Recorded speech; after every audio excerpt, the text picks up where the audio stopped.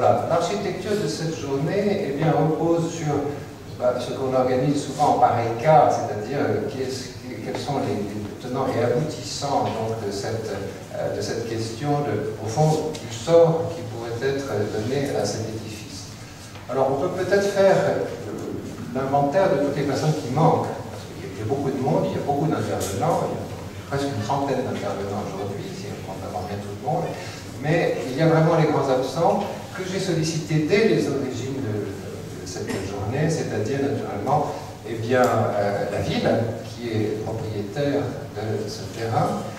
La ville, donc naturellement, j'ai demandé à Jean-Louis Missica, qui est chargé, comme vous le savez, de l'organisme de l'architecture et du Grand Paris, n'est-ce pas? J'ai posé la question également à Alexandre Labasse, du pavillon de l'Arsenal. On vient d'organiser avec grand fracas cette exposition, cette réinventer Paris. Alors, pourquoi, au fond, est-ce que, puisque dans l'actualité, la presse brûlante, eh bien, le site et ce bâtiment des musées des arts et traditions populaires n'a pas fait partie, en somme, de ces lots qui étaient proposés à la sagacité des maîtres d'œuvre. Actualité brûlante aussi du fait que, vous le savez, ça c'est on l'a vu dans le monde ce week-end dernier, en somme, on s'est interrogé sur l'installation des migrants au bois de Boulogne.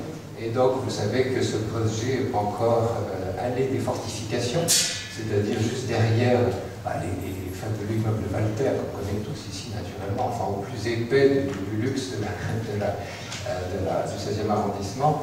Et donc, la question était de savoir si par hasard on ne pouvait pas installer les migrants au musée des arts et traditions populaires, et naturellement on a évoqué l'amiante, voilà. Donc les gens de la ville, bien sûr, également, par exemple le président de la commission du Vieux-Paris, qui pourrait avoir, je pense à Bernard Godillère, et qui pourrait avoir aussi un point de vue sur cette question. Vraiment, tous les courriers que j'ai envoyés de manière répétée sont restés infructueux. Alors du côté de l'État, qui lui est l'affectataire, n'est-ce pas, selon une convention passée en 1950, dès 1954, pour une durée d'une trentaine d'années, et qui a été reconduite donc en 1984 jusqu'en 2014. Cette convention s'est éteinte le 31 décembre 2014.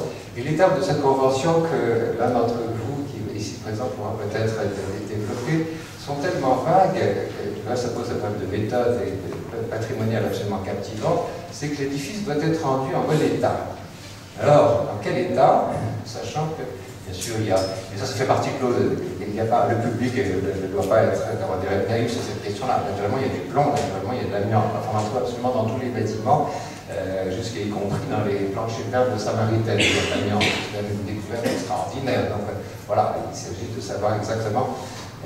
Alors, de ce côté-là, donc aussi du côté de l'État, vraiment, tous les courriers ont été lettres mortes, qu'il s'agisse de Vincent Bergeau, directeur des patrimoines, de David Zivi, par exemple, qui est conseiller sur les questions de patrimoine, c'est vrai que le cabinet a changé. Bon, enfin, tout ça est en reconversion. Même Agnès Vince, qui a vraiment une oreille toujours attentive et dont on sait très très bien qu'elle a lancé des perches à des personnes ici présentes pour savoir, au fond, est-ce que c'est intéressant, enfin, qu'il y ait des rapports sur ça. Une grande enquête a été lancée avec un rapport dont il sera question tout à l'heure, et qui, pour savoir en somme qu'est-ce qu'était ce bâtiment, pouvaient être ces modalités de reconversion. Alors, on a là, voilà, toutes sortes de partenaires qui font absolument défaut.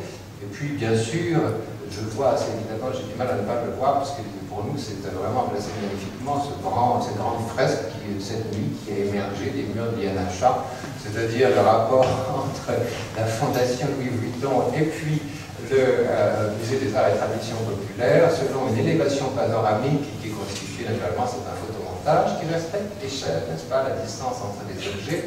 Et on comprend bien qu'à proximité aussi immédiate de cet édifice, eh bien, naturellement, on pouvait se demander, et naturellement, j'ai pris à tâche avec la Fondation Louis Vuitton, c'est-à-dire notamment le directeur de la maîtrise d'ouvrage, le VMH, et puis aussi la directrice, que je trouve connaître parce qu'elle faisait partie du cabinet de Frédéric Mitterrand, Sophie Durlement, voilà, et qui est, comme vous le savez, directrice de la fondation.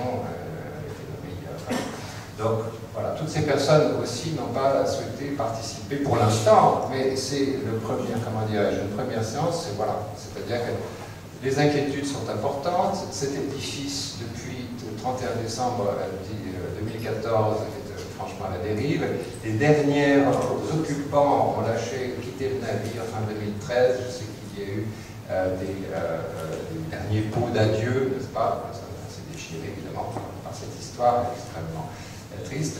Cet édifice ne va pas très bien, c'est quoi qu'on puisse dire. Voilà, alors on pourrait peut-être donner quelques... alors les présents, ils sont très nombreux, comme vous le voyez. Le programme qui est peut-être été distribué, qu'on pourra peut-être distribuer, qui est ici sur la table, en fait foi. Ce matin, donc, nous aurons quelques historiens, j'aurai le plaisir de vous présenter successivement. Individuellement, nous avons même la chance ce matin d'avoir la présence, je crois qu'il est en train d'arriver, c'est inespéré, et c'est grâce sans doute aussi à Martine Ségalen qui a bien voulu, ici présente naturellement, établir le contact avec André Desvallées.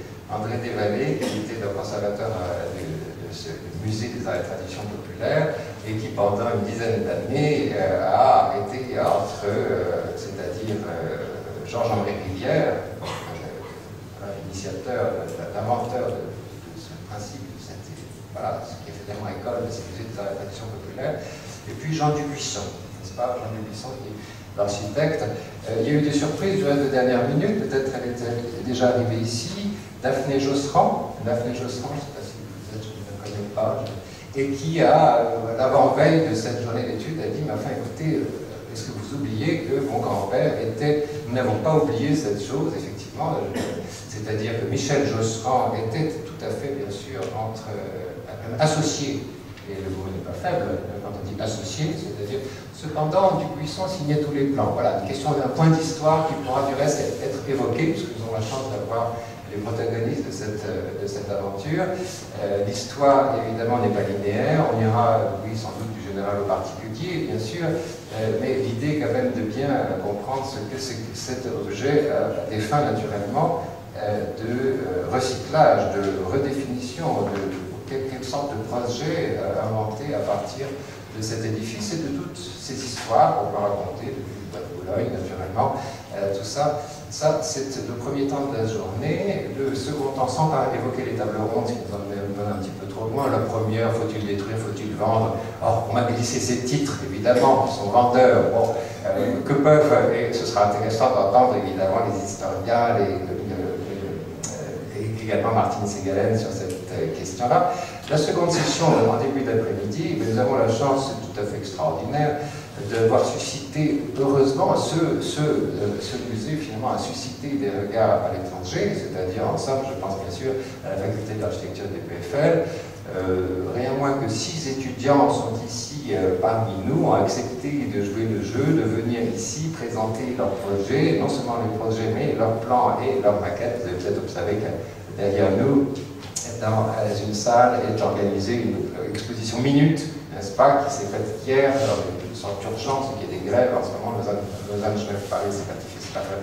Donc merci infiniment, leurs enseignants qui sont ici naturellement, et puis aussi des pointures de l'université de Genève et de ils ont enseigné respectivement à Genève et à Lausanne, c'est-à-dire Franz Raab, et puis également nous aurons également le directeur de la faculté a souhaité marquer son intérêt, très intéressé. Nous lui avons organisé, c'est vrai, une visite spéciale demain à Dubuisson, c'est-à-dire Nicolas Baraghieri, qui est nouvellement nommé à la tête de cette faculté.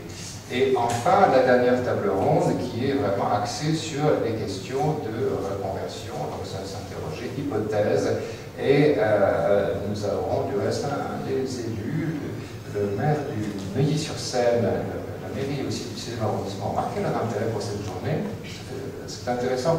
Jean-Christophe Fromentin souhaitait vraiment venir à difficulté, et donc nous aurons son délégué général aux questions d'architecture et d'urbanisme, et qui est M. Bernard Pralon, et qui arrive ici ce soir avec l'idée de faire des propositions, voilà, qui est indiqué. Donc, voilà, il y a beaucoup de monde. Je vois également, moi je n'y ai pas pensé, citer la Cité de l'Architecture et du Patrimoine, qui a marqué tout de suite son intérêt pour cette journée. Guy Anselem souhaitait venir, et je crois que, un peu pris par, parce qu'il y a beaucoup de choses en ce moment, cet après-midi même à la Cité, des vernissages passionnants, mais nous avons la chance d'avoir David Péisséré, qui est ici présent et qui pourra donner quelques éclairages sur voilà, la complexité de ce fonds. J'ai quelques images que je voudrais passer, parce que malgré tout, tout ceci est très présent, mais nous avons des étrangers parmi nous. Je ne crois pas que le bois de Bologne et le jardin d'acclimatation et cette proximité avec Neuilly soit un mystère pour les étudiants suisses qui connaissent ça certainement encore mieux que nous.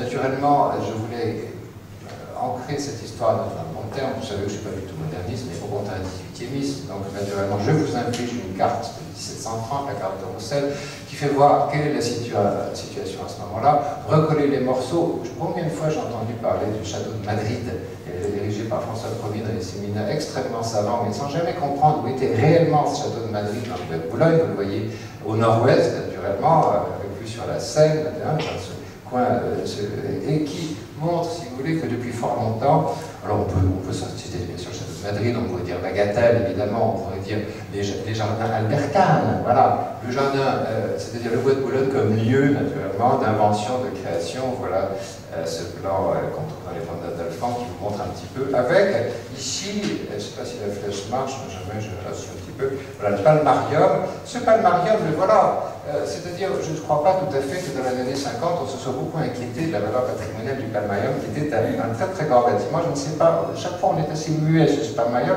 mais quand on voit ce genre d'image, je dis, tiens, peut-être à cette époque-là, on aurait pu s'inquiéter du sort de cet édifice apparemment somptueux dans lequel la République donnait de grands galas.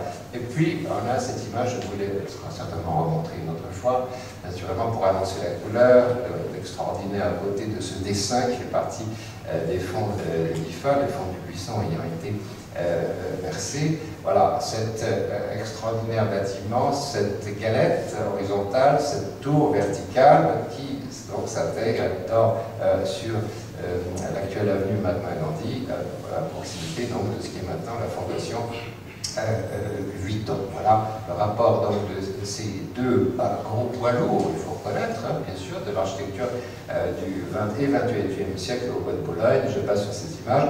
Quelques images qui avaient été prises, j'étais cliché fond défaut, c'est Pierre-Yves Bruno, je ne sais pas ce qui s'est passé, Pierre-Yves Bruno qui très aimablement a accepté qu'on projette ces images de très très belle qualité qui font valoir, en dépit de l'état dans lequel se trouve l'édifice, naturellement, ce grand bandeau magique blanc de tôle, n'est-ce pas, qui installe la tour sur ce piédestal, une espèce de phénomène de lévitation incroyable, quelques photos anciennes qui font valoir cette même chose. Je crois que d'un point de vue plastique, avec cette espèce de douve que crée cette rampe, quelques photos alors qui font partie de tes propres archives, n'est-ce pas? Tout ça, c'est pas de moi, tout ça, c'est Piguet, c'est du Guillerme, c'est du... Voilà. Parce que moi, je ne suis encore une fois pas du tout, mais j'étais très fasciné par ces photos. J'ai tâché de travailler un peu avec Photoshop pour faire voir comment les ambitions de cette époque. De nouveau, alors ça, c'est la présence des étudiants dans le BNATP d'une manière tout à fait insolite. Donc l'an dernier, vous voyez qu'il fait froid, ça n'est pas chauffé. Ces photos, malgré tout, certaines d'entre elles ont un caractère complètement métaphysique. On ne comprend pas très bien ce qui se passe là-dedans. Même jusqu'ici, voilà, les étudiants installés dans les vitrines, j'ai pensé que cette image amusait Martine Sénégalène, parce que, voilà, on ne connaît pas, Dieu soit loué, cette conférence donnée dans cet amphithéâtre qui était, lequel on s'était... On voit que cet édifice, n'est-ce pas, fin 2013, qu'est-ce qui s'est passé? On est parti dans... On n'a pas vandalisé l'édifice à proprement parler, mais on est parti vraiment dans une sorte d'urgence, comme si vraiment le bateau allait couler, et voilà, il y a des tiroirs qui sont partis, mais cependant, vous voyez que l'essentiel du dispositif, la qualité architecturale de Dubuisson est à rendez-vous, le traitement, les allèges, le rapport, la façade, tout ceci, voilà, donne lieu à des images absolument somptueuses. Ceci, c'est resté comme ceci, c'est la même, c'est pas grave, on peut reconnaître le cambon et la chaussure noire. Voilà cet état dans lequel se trouve ce bâtiment à l'heure actuelle, avec naturellement la proximité, évidemment, à travers cette magnifique façade et élévation intérieure, on voit naturellement la fondation Vuitton. Voilà.